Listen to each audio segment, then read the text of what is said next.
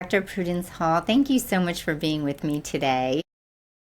What a pleasure. Eating is a great pleasure, and we want to make sure that everything is working well in that domain.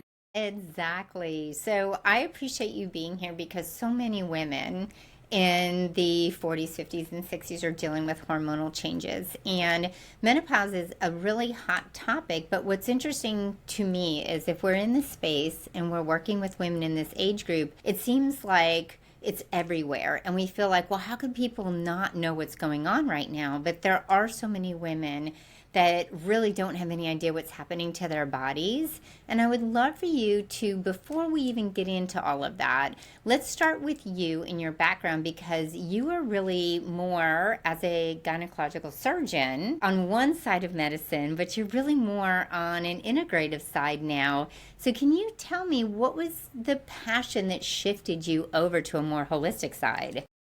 Well, when you said it's amazing that nobody's been talking about it, I've been talking about for 40 years. Oprah and Dr. Phil and every possible venue that I can talk about for really almost 40 years now. But it tipped.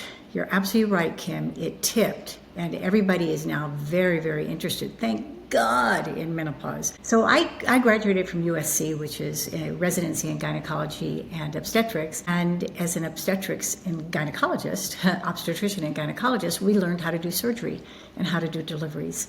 And so that's basically what I did the first, I would say, 6 months. And then I started seeing my menopausal patients. And they were crying and telling me that they had gained 40 pounds and that they didn't have a sex drive and that they were getting divorced because they hated their husband. And, they were just miserable, and I did what I was trained to do. I checked their FSH, that's a brain hormone that regulates the ovarian release of estrogen, and I gave them Premarin and Provera. Now, this was back in 1982, and that was a medicine that was created in 1945, around that time, from pregnant mare's urine, Premarin. And then I was taught to see them back in a year, and that's what I was taught in my residency program. And they would come back in a year saying, "This does not work. I hate you. Please help me, and then I won't hate you. Please, please." And sometimes their hot flashes got a little bit better, but generally they didn't lose weight, and they felt very anxious and depressed and angry, and the symptoms of menopause were still there. So I started researching this, and I was living between France and Europe at the time. And I saw that the French were using these things called bioidentical hormones. And so I started bringing those back to the United States and trying them on patients. And they were, the same hormones that our body makes rather than pregnant horse's urine. I gave women some of these creams to use, and I brought them back really fast. Let me see you in 6 weeks. None of this year stuff. And they came back smiling and much happier and much better and losing some weight even at 6 weeks and just feeling that there was a glimmer of hope, more than a glimmer of hope. And so from 1983 on, I started using these hormones, and it was just starting to get recognized in the United States, and there were a few compounding hormones that I used, and then I hired and created my own base for my own hormones and started using those hormones. And, the bioidentical hormones are our own hormones, and, they're word by word, letter by letter, exactly the same as our own hormones. And it just changed the way I recognized humans, that females are put together. It was a real tipping point for me. And then about 10 years later, I met Jeff Bland and started doing functional medicine. I haven't looked back. It's just, Jeff Bland is the father of functional medicine, the most incredible being one of the most incredible beings walking on the face of this planet. And he is changing medicine almost single-handedly. In terms of, for years, I took his class, and there were 30 people in the class when I took that class. Twice. I took it up at Giggs Harbor and then again in Santa Monica. And it's just, I can no longer think that the ovaries are separate from the brain, separate from the muscle mass and the orthopedics. Everything is connected. Everything is connected, and that's how I approach each patient that I work with. I think that's fantastic. I want to go back because you taught me something today. Premarin was pregnant horse's urine. I have heard Premarin for so long and have never known that. So Yeah. thank you. I know there's a lot of women who just figured that out too. The second thing, Premarin. yes, it makes so much sense now. So the second thing is you're not old enough to be called a pioneer, but I'm going to say this in the most respectful way. You are a pioneer because in the 80s, to be doing this and to bring this back and to be working on this on your own is amazing because, again, we're just now blowing up the topic. People are just now feeling comfortable, I think, talking Amazing. about it. But you have been doing this for a long time. Well, So I'm lucky definitely clients that you have, lucky patients. Yeah, I'm definitely a pioneer. I was sanctioned by the medical board for doing unusual and things that are not exactly by the book. And it's like, well, I'm not by the book, and you're not by the book. And now all of that's been vindicated. It's just like, oh my God, So hormones are so good. important for women and so important for our functioning and our body and our happiness and everything. Absolutely. And we're going to dig into that a lot more. But I have to come back to bioidenticals now. I'm 50 and I'm in the age range. I'm on bioidentical hormones and it saved my life and my brain, quite frankly. But what are they made of? Because I can't believe I've never even asked this question. What are they made of now? Yeah. Well, they come from yams and other plant-based materials, but they're made in pharmaceutical companies in their factories, and they are made to, well, basically they're distilled into our same hormones. So I never say that something is kind of natural and not natural, because bioidentical and non-bioidentical is a better way of looking at it, because pharmaceutical companies make all of these. And then what I do is I take the FDA approved estradiol and it's put through a process in my office where I put it into an oil, actually an olive oil base. And then I have to add a cream of tartar, sort of sophisticated cream of tartar, to whip that up into a cream. And then I add a very, very tiny little bit of antimicrobial by law to that preparation. So I use a lot of patches too. So the patches are that same estradiol, bioidentical, put into a Band-Aid that you apply to your skin. So I would say it's about 60% creams, maybe 40% patches, and some women just hate the patch. They hate the sticky stuff on their abdomen. Other people love it, and it's frequently covered by Yes. insurance. So, there are I use 5 different methods for almost every hormone that I prescribe. Well, I think that's great that you are very flexible with that and can be. I can be very compliant, so I don't mind using the creams, but I don't like the patch. And some people that I've talked to, I have clients who love the patch because they're not compliant with other Exactly. medications and supplements. So they don't have to think about it for a while. So I love that. I'm so excited. This conversation is starting off so great. I'm really curious when women come to you. I know I probably could name 100 menopause symptoms, and you named some of them before, but I want to know too, emotionally and mentally, how are these women coming to you? How are they feeling about all these things happening to their body and feeling so out of control? So first of all, some women come to me and say, I think I'm crazy. I've been to 3 other doctors and I'm not in menopause, and I just feel so bad. My mind is racing. I have terrible negative thoughts. It's an effort for me to water the plant. I'd almost rather let it die. I'm so tired I can't get off the couch. I think I don't even know if I love my husband anymore. I just sometimes hate him so much.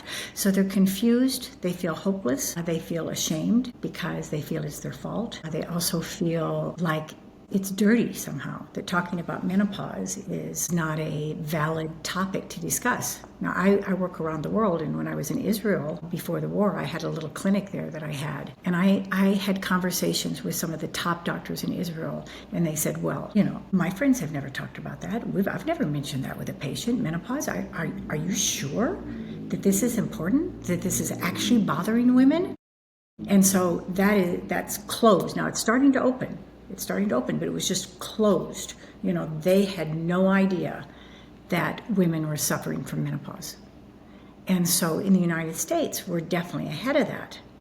And I would say 40 years ago, back in the early 1980s, it just wasn't talked about. But more and more and more women are saying, yes, I've seen you on podcasts, I've done this, and oh yeah, I'm following this, and still 3 doctors told me that I'm not in menopause. And it's like, well, why did they do that? How did they diagnose that? They said, well, I'm just too young. And I said, but they checked your hormones, right? Oh, no, they didn't check my hormones. And it's like, well, menopause can start at 30. An average age for perimenopause is 36, 37. And I have tons of women to me feeling they've gained 15 pounds and they feel more, kind of more disgruntled and irritable and more PMS, 10 days of PMS, shorter cycles together. And they say, everybody says I'm just fine. So, I think there's anger in women too when that happens. Why aren't people aware of this? Why aren't doctors, gynecologists aware of this?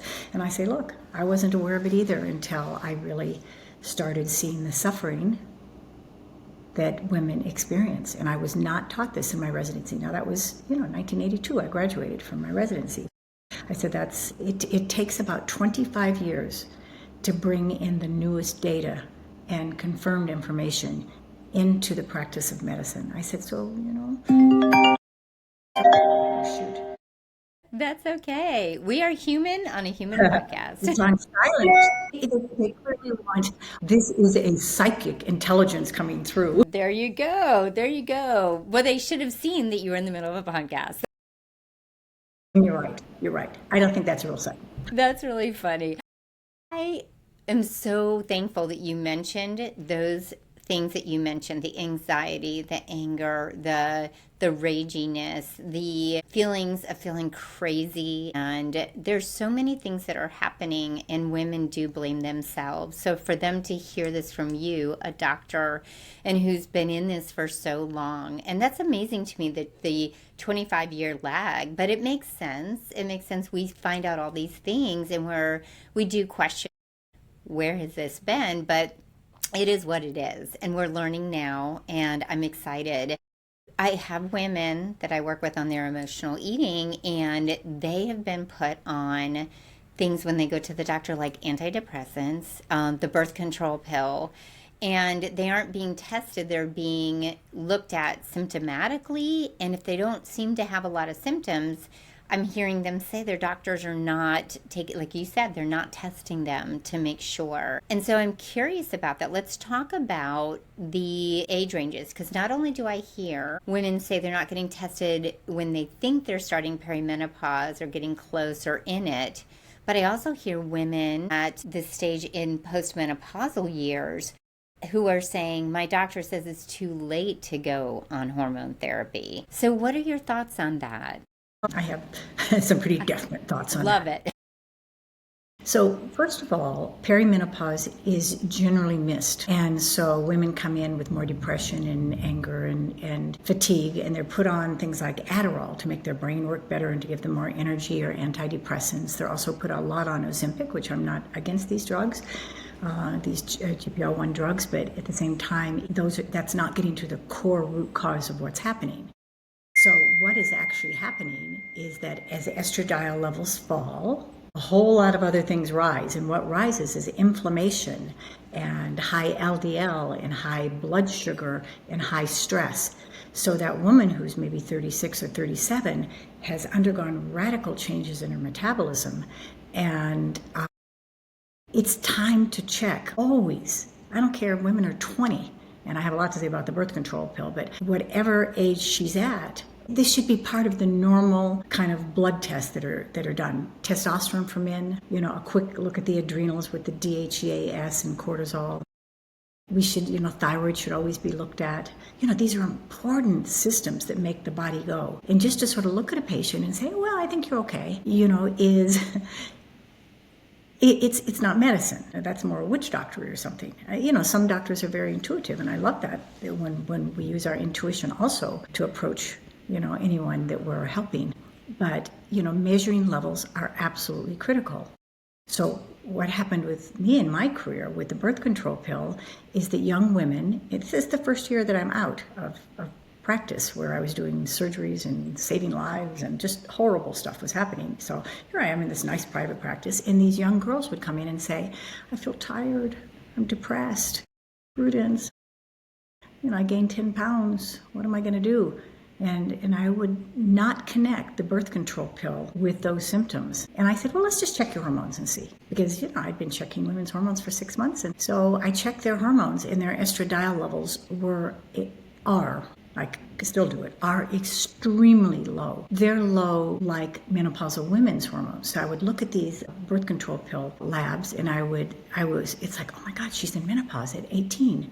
And it's like, wait, that FSH is very low. So in menopause, the brain hormone rises, and that is like, give me more estrogen, give me more estrogen. And the ovary responds or doesn't, if it's able to or not. But with these women on the birth control pill, FSH, the brain hormone, was very low. So I realized that the oral contraceptive pill cuts off the connection between the master that regulates everything and their ovaries. So their ovaries were putting out very low levels of estrogen. And the birth control pill has some non-bioidentical hormones in it that turned that off. So it was quite a revelation for me to realize that everyone needs their labs checked. Even if somebody comes in and says, well, I have migraine headaches and joint pain, that can be symptoms of hormone deficiencies for sure.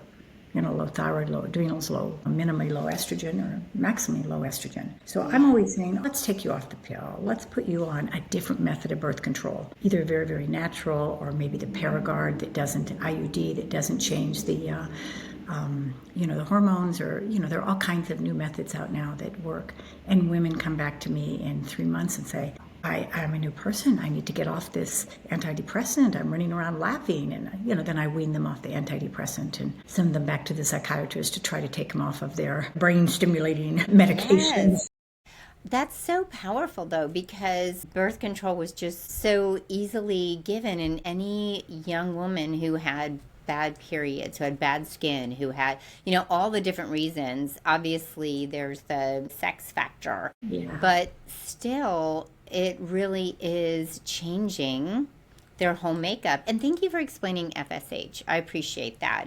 And when you make that connection, that really helps us understand. And when you make the connection with the ovaries and what its job is, I appreciate that, because when women get that checked, they really don't understand it. And you mentioned something else that I really want to dig into with you. We talk about menopause symptoms, and we talk about all these things going on with our bodies, and we throw it all back on menopause. But you use the term root causes, and I'd love for you to dig a little deeper in that, what you actually mean by root causes when you're talking about that, as opposed to just like, oh, I've gained 10 pounds, I'm headachy. What does that mean to you?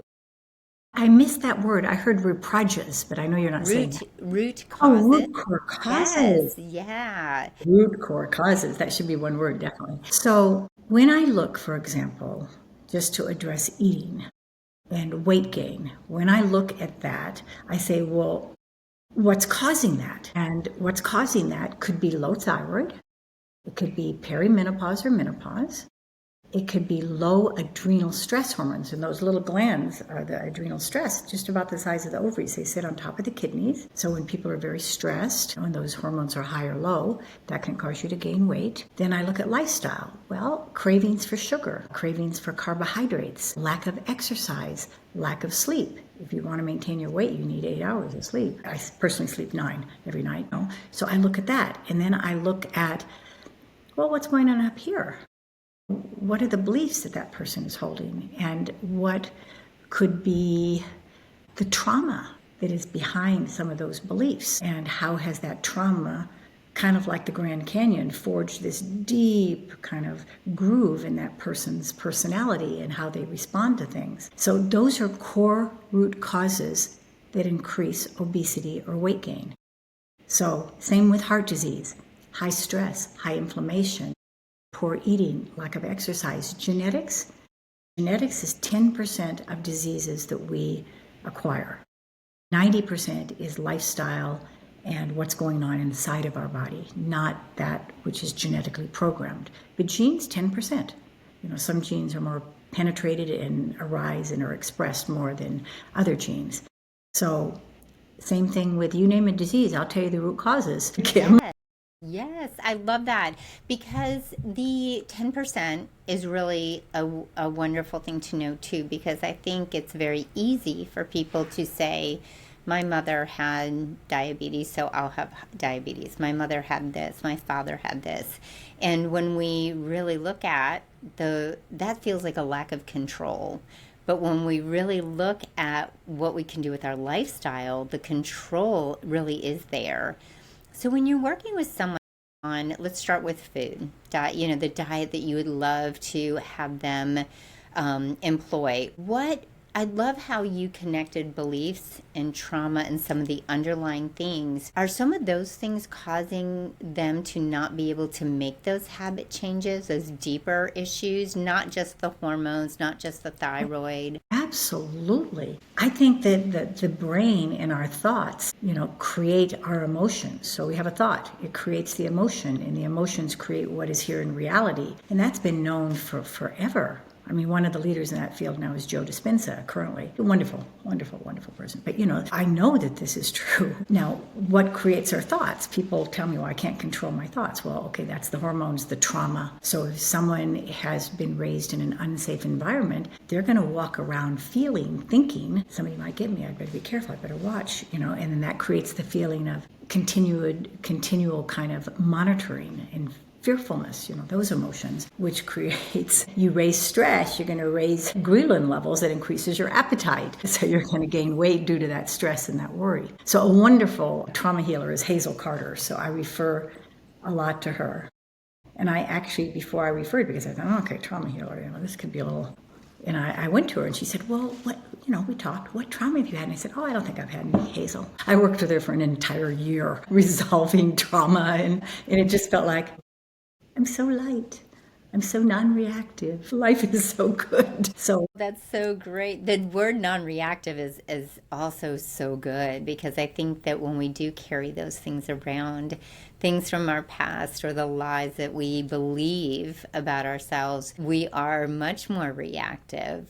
And I love that. And I love that for you, because I've done a similar exercise with someone where I was like, oh no, I didn't have that. And when you add up the mini traumas, that's one big drama right there. I love that you brought that up, because I think that learning to have relationship with ourselves is also part of this process. And so I'd love to hear from you too. Are you helping them with who they are too? Figuring out this identity of being this healthier, radiant, I love using your word radiant, and vital person. Well, the thing that keeps me in this field, and where I love talking to every patient, my new patients, my return patients that I've taken care of for, 38 years or something, is the fact that I get to see them evolve. So they go from kind of like, and they've started orphanages, hiked up mountains that I would never even dream of hiking up, brought together philosophical groups, done wonderful philanthropic things to help various towns in Africa. It's amazing. Written books, performed on stages. And before that, they couldn't do it because they just felt that there was a ceiling that they couldn't get past. They wanted to, but they were too tired and too depressed. And you have to have a will that is inside of you to accomplish some of these big projects. And menopause is not a time when will persists. Will is just like I said, why water the plant? Let it die, kind of like that. That is a great example, the watering of the plant, though. The most simple things become so difficult. Just getting to work, just getting through the day. I couldn't even clean my own house. And I know my husband was getting frustrated, and then I was turning around getting frustrated. And in menopause, I love that you're helping people, because when you talk about sleep is one of the pillars that we really need to have, but you're not sleeping either during that time. And I know women, they're listening, and they, the digging deeper takes time to really come to that understanding that inner work has to happen, but they want tips. So let's start with, what would you love for your women going through menopause to be eating? How would you like them to be eating? Let's start with something practical. That's a good thing. Plant-based, from the field, organic, if possible. Pasture-raised, if possible, 100% pasture-raised, if possible, in terms of eggs and beef, or chickens. You can actually get pasture-raised chickens. It's a little hard to find, but you can get that. An elimination of grains. Quinoa's okay, that's a seed, and beans are fine for many people, but to eliminate things that are like croissants and breads and pastas and, all those cereals, all those boxes that we open, to try to be boxless, to And bagless. bagless chips and corn. Every once in a while, I'll open up a little bag and eat some potato chips cooked in avocado oil, but that's not healthy, and I know that. And of course, sugar. Sugar comes in, so all the good stuff. Yes. But there's sugar substitutes that are healthy, such as, well, we all know about stevia, and monk fruit is very good, and there's some newer ones that are allulose, for example. Those are plant-based. I actually make a really nice muffin mix that has seeds in it and grains, and not grains, but bran and fiber, so very, very high fiber. And I put a few chocolate chips that are made with monk fruit in it, and then some allulose or else monk fruit sweetener. And that's okay because that's packed with fiber. I wouldn't eat it probably every day, but fiber is good. Fiber is one of the keys to make people lose weight. I love fiber, that. Drink it down 15, 20 minutes before you eat, a whole glass filled with fiber. Okay. Husk or natural fibers with water, drink it down. Yeah, it's Loma Linda did a diet where I call it the bean diet, where you ate a half a cup of beans before each meal with water, and they lost more weight than almost any other diet out there. So that is, there are many ways to approach weight loss, but that's just like eat less and you'll lose weight. Well, that's not true. Yeah, and if it's a bunch of potato chips and that doesn't help our bodies. And I would love to ask you this, because the craze right now is, when we turn on Instagram, we're looking for fat loss and weight loss for women over 40, is eat all the protein. And I don't see as much about the fiber. So thank you for bringing up the fiber. How do we find that nice balance? And is it more of an experimentation with our bodies? What we can do is, because some women are coming in saying, I'm doing all this protein, but now I can't poop. And so now what do we do? And we know the fiber comes into play. How are you finding that balance for women? So the protein requirements are decreasing in the United States. Now, this is coming from academic institutions like Stanford. And they're saying Americans are eating way too much protein, just like we were eating way too much stock-fed beef and things like that before. And so now they're saying, well, 0.8 grams of protein per kilogram is sufficient. So I weigh 125 pounds at 5'7", and that should be having me eat about 53 grams of protein, something like that. And, then other people say, that's not nearly enough for me. And it's like, well, higher protein, if you eat too much protein, it's going to turn into sugar. And also too much, a high protein diet, like people are on this carnivore diet, this high protein diet can cause kidney problems. And I actually see some of the people, and I'm not coming out against the carnivore diet. I think that, each person has their own individual needs, but basically the more plants you eat, the better, because that's fiber.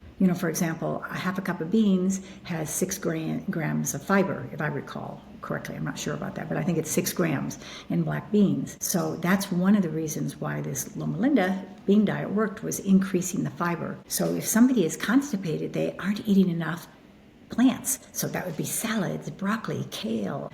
I have a Vitamix. I put these things in the Vitamix and then drink it all, and drink it with all the fiber. You can also juice it, but then you don't have the fiber. And then the juice tends to be higher glycemic, higher sugar levels. But, the more plants you can get into you, the better. And, I wake up and I have 2 eggs for breakfast, and sometimes I'll have berries, raspberries, blackberries. Those are very low glycemic. I don't wake up and have pineapple, which I love.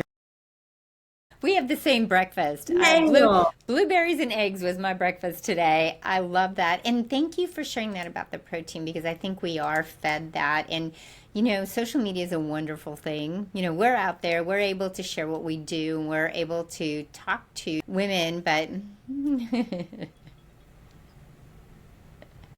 So much. We're just going along. This is like having a regular conversation. It's happening. Constantly interrupted. I'm just going. Well, this just shows the listeners how in demand you are right now. Wow. Oh, that's so funny. Fun.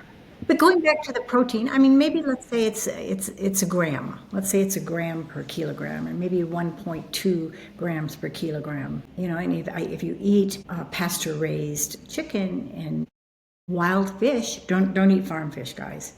Wild fish, farm fish is toxic. I understand there are a couple of places that are not, that farm it and it's not toxic, but wild fish, that's a great source of omega-3 and lots of plants based around that.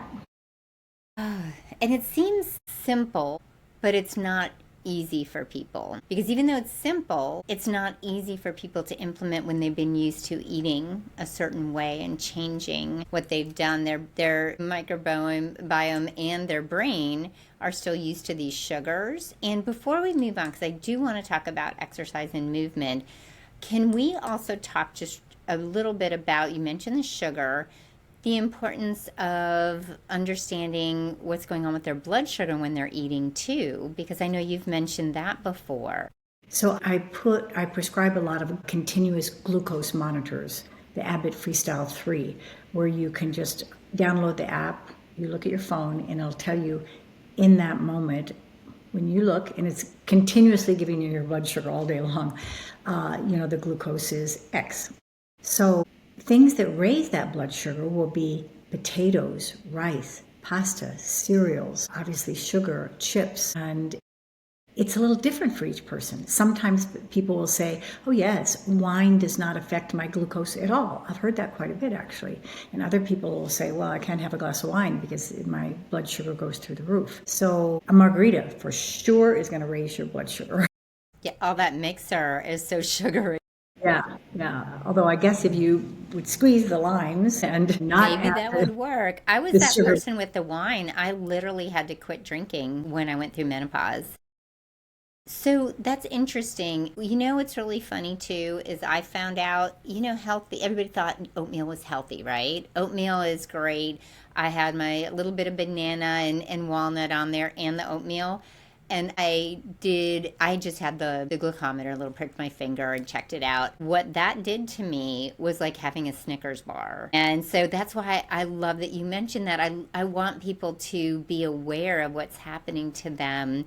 And some people don't get the reaction I get. When I eat something that makes me feel like my blood sugar's rising, I actually get a physical reaction. I get the heat. I get the feeling, the flush feeling. Some people don't because it's their normal. Mm-hmm. So I love that you do that with people. So we know that's important. And how about exercise and movement? What would you love to see people doing? Because that's just like eating. Changing that habit is a challenge sometimes to just get started. And especially when you're menopause, like you said, motivation is tanked. It's hard to get off the couch. Yeah. Well, I always say, look, just rest for now. Let's get your hormones back to a more youthful level. And then from that state of more energy, you will be able to really enjoy exercise. And that being true, an extraordinary way to exercise, given 12 minutes a day, is high intensity intervals. So on the treadmill, every 2 minutes, I'm doing 90 seconds of just walking and 30 seconds of maximal effort. So I'm, making it go up to 5, 6, down to 2.8 in terms of, the treadmill. And when I get to 12 minutes, I know I will have done 6 sets of high intensity intervals. So that's 3 minutes of high intensity exercise. And that's 9 minutes of kind of walking and being kind of lazy. So that won't hurt somebody who has terribly burned out adrenals or who's in menopause or perimenopause, because it's only 3 minutes of high intensity. But if somebody gets out there and I'm going to run around that track, don't do that. To really give you the energy. I mean, it's like saying, I'm ready for this big, car race. Oh, but I don't have the gas. I don't have the whatever octane fuel they're using to go around the Monte Carlo race or whatever they're doing. So, we have to put the fuel back in. So I like things like yoga, yin yoga, where you're stretching and opening. A lot of times doing 10 minutes of abdominal work. You put it on your YouTube, beginning abdominal work. Okay, it's doing something to your body. You do the plank for 30 seconds and they're telling you what to do. So that's a nice kind of yin exercise. And weights don't generally hurt the adrenals when you're lifting weights. Now, if you're working out with a really intense trainer and you're sweating, that can be taxing on a body that's already completely worn out. But, if you're lifting weights and, not doing it so hard, weights are pretty acceptable. And then as the hormones come back and as women are telling me, oh, I have energy, I'm doing this, it's like, great, go out and play your pickleball, sweat, and go out and swim. Actually, swimming is pretty relaxing. I swam both 3 of my pregnancies, just relaxing, and you're floating, but if you're really swimming. Yes. That can increase the water in the pool from your sweat. Did you have any daughters? I do. One of them just called me. Well, what's great about that is how lucky are your kids to have you, having gone through this and also knowing what you know to help them through it. Yeah. That's amazing. They're going to have the information that none of us had. That's so great. Yeah. I remember talking, I have 2 boys, I have a boy, girl, boy. So I remember talking to especially my daughter, but all of them, very early at 2, because it's like, I can't wait till they're 12. So 2, 3, 4, just about their bodies and about food and about, And my daughter's in my practice now. Her name is Dr. Britton. That's her married name. And so that's wonderful. Bringing her in the practice. And I think that's beautiful. I'm jealous of your patience because I wish I had known what I knew. I was running marathons during perimenopause, so you can imagine how burnt out I was, and hypothyroid at the same time. Yeah, I had a lot going on. I've told the listeners this before because now I can laugh about it, but it makes so much sense why the things that I was going through. I love that you're sharing this. I would love to have you share, before we talk about where everybody can find you, I want to also tap into gratitude and mindfulness. I know that you really believe in that, and please share why you think that's so powerful for us. Because the thoughts that we think, and when we're going through what we're grateful to, those are thoughts, they create emotions, and the emotions are heart-opening. They're sweet, they're loving, they're, gratitude really opens the heart, and it's creating love. So from the thought comes the emotion, and then that expresses itself, the emotions express itself into our personality and how we react to things and what we want to do and how we want to serve or how we want to receive and give, all of that. So a practice of gratitude is wonderful. And the best time to do it is first thing in the morning when you open your eyes. And you start with yourself. Oh, I'm grateful for the fact that I'm here with Kim and that I love doing this kind of stuff. And I'm grateful for the fact that my house just burned down and I feel absolutely okay. I have that understanding, that deep understanding that everything is going to be absolutely okay. I was in the Palisades fire. Everything's going to be absolutely okay. And I'm really grateful for the way I work with my children. Then you go on to the next person. Sometimes you're asleep by the time, if you do it at night, which is a great time, right, as you're dozing off. Sometimes you're asleep. But then you go on, I'm grateful for my daughter, I'm grateful for this, and I'm grateful for that. And then all night long, that's being generated. It's creating a certain frequency. And that frequency goes out into consciousness, and it's very effective. Yes. And it's also wonderful. And since we are all not really separate, the more we all do that, the more we are connected. When we're grateful and grateful for each other. And I'm grateful for you. So much great information. I want to be respectful of your time. And I really want to, before we end this, first of all, have you mention your book and share with everyone what the book is about. I have 1 copy left of my book. It all burned in the fire. Oh, no.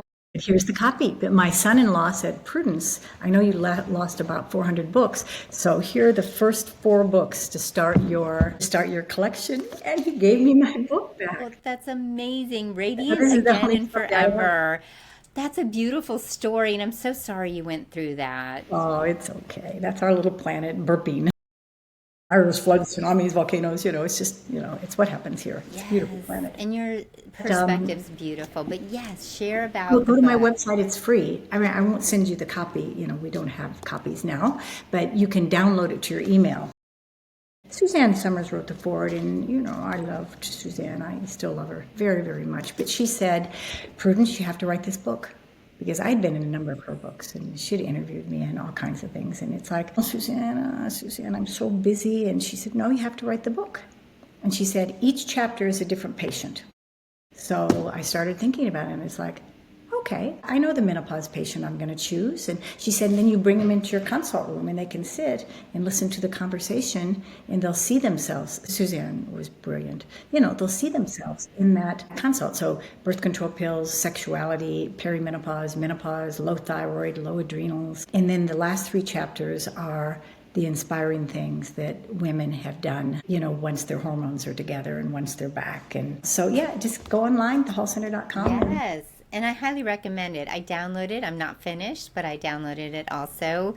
And where can everyone find you? Prudence, we need to find you. We need people to be able to connect with you. Where can they find you?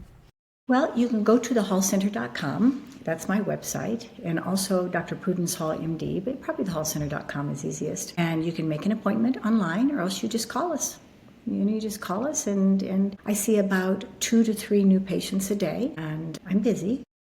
But I love seeing new patients, and I love seeing my return patients. And then, I'm on YouTube and Instagram, and I've been a little more quiet since the fire. I should be on fire communicating. So you're actually the first podcast I've done, Kim, since January month.